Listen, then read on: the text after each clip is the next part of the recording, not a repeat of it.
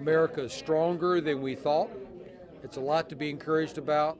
There's major opportunities around education and being sure we're getting our infrastructure right so we can have a report 20 years from now that's just as promising. What I see overall is our ability to create jobs and just the nuance about how many jobs are lost and how many jobs are created. I think the press doesn't cover that all the time, and so we've been very resilient. I think we do have to support Americans to give them the skills and give them the encouragement and make sure they know not to give up, to keep focusing and set their expectations high.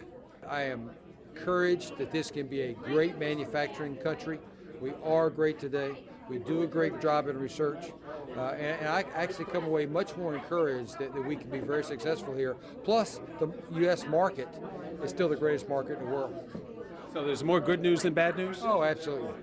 But I think it's very critical that we look at what are we doing now for the future. If we look at this just as a rearview mirror, because this was a looking backwards report. It is a report on what's happened. That's why it's so valuable, because there's data, but it doesn't necessarily predict the future.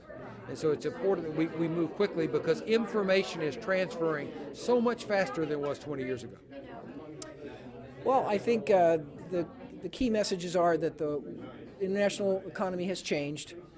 The game has changed in a variety of ways. The U.S. has driven that change to a considerable degree and prospered more from the new competition than any other nation.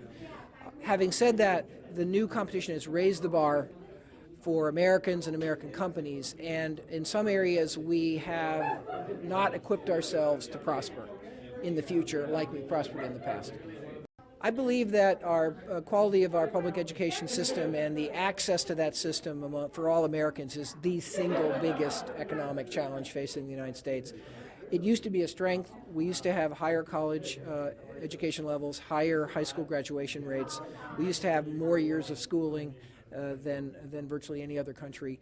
But slowly but surely, we've let that lead slip, and now it's actually a deficit. We're now actually behind with the younger generation.